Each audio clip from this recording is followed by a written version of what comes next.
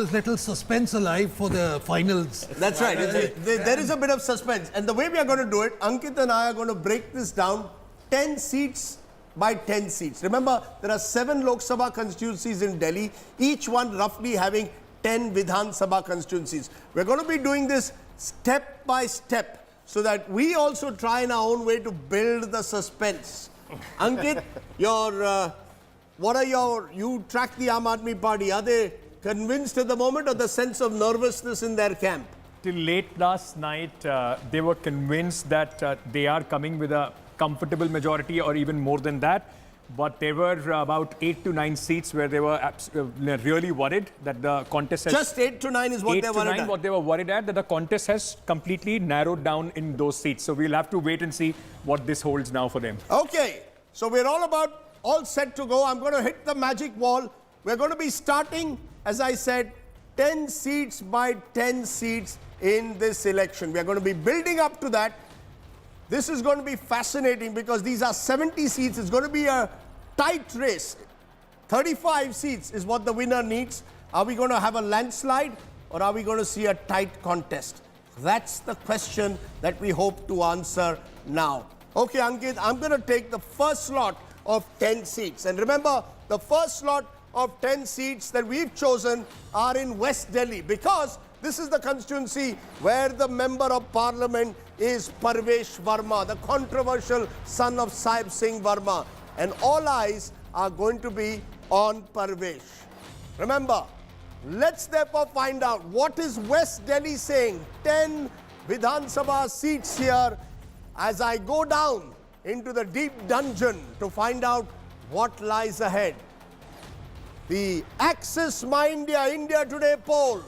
We are ready with the first numbers, and there they are.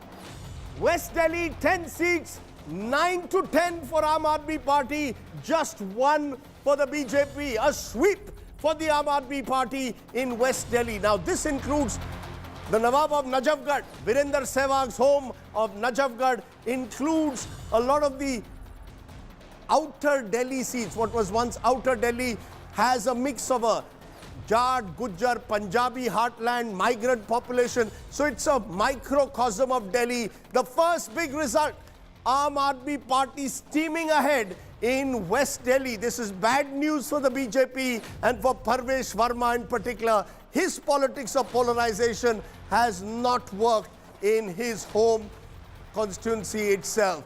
This is what we are saying now for West Delhi at the moment. Interesting findings at the moment then coming in from West Delhi. And remember that this also is the Dwarka constituency is under the West Delhi. You have Vikaspuri under West Delhi, Janakpuri under West Delhi. So a lot of cosmopolitan nature of Delhi, all that is also going to be at play in this one. Pradeep Gupta, you've gone and stuck your neck out right at the start, saying 9 out of 10 West Delhi going to the Aam Aadmi Party. It's a Rajdeep pro-incumbency, I would say very strong pro-incumbency in favor of Aam Aadmi Party on account of electricity, free electricity almost, and water, and particularly transportation also for the female voter. So this was my large population of migrant labor here as well. Preeti, you traveled there. This is where some of the worst roads, as you said, also exist in Delhi. Did you get a sense that basic amenities, especially Bijli, was a big issue? Yes, Rajdeep. And it's really interesting because with what Pradeep says, I actually took a bus ride on exactly that route. And I got into a bus which was mostly, full of women. And that was A, it's electricity, and B, these women are saving up to 2,000 rupees a month. So if you're living on the outskirts of Delhi, you're saving up to 2,000 rupees a month. It adds up to your overall budget. Are you surprised, Parvesh Verma? You said these were remarks made in the heat of the moment.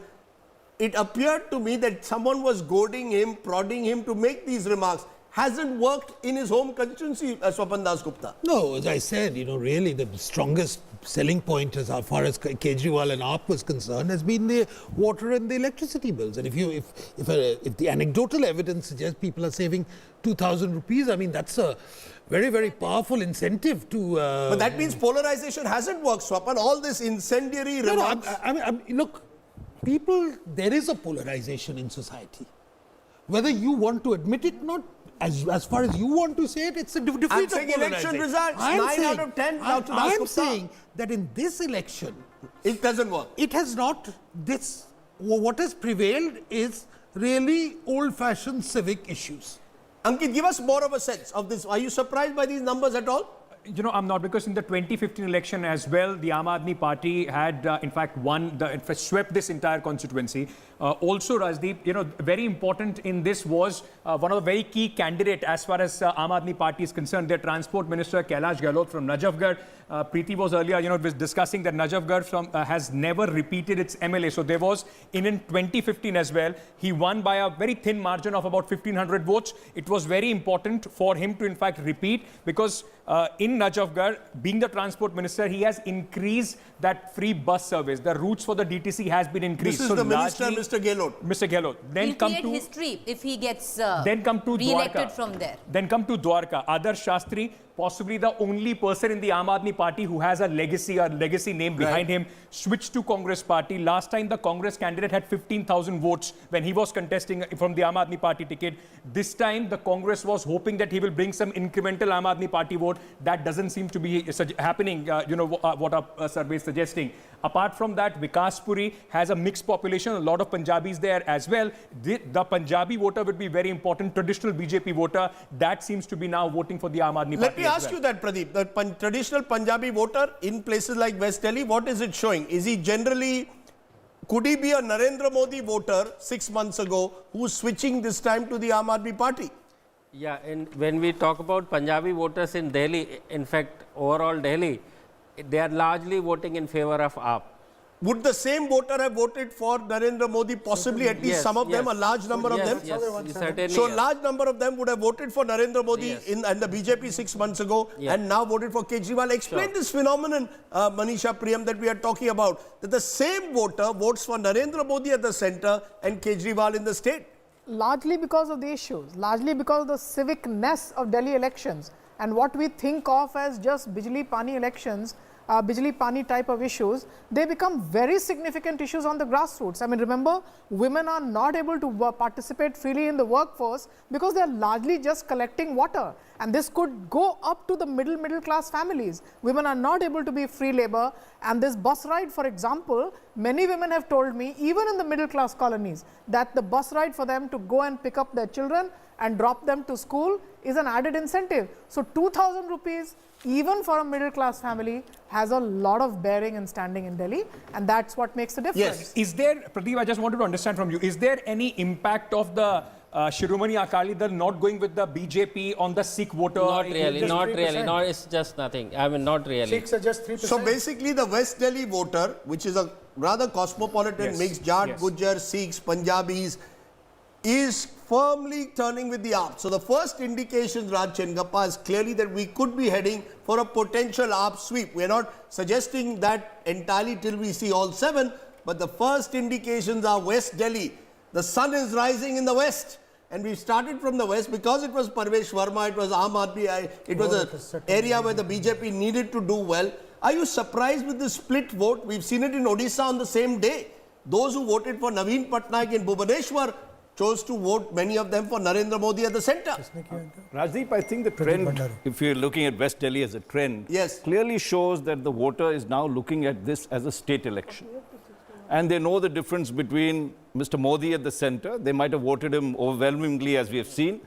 But in this election, they have decided that, particularly West Delhi, that what we are seeing is that Mr. Kejriwal and the AAP is a better bet for them to get development. And I think that trend, possibly if it begins to happen in other constituencies as well, it indicates that the AAP will do very well in this election.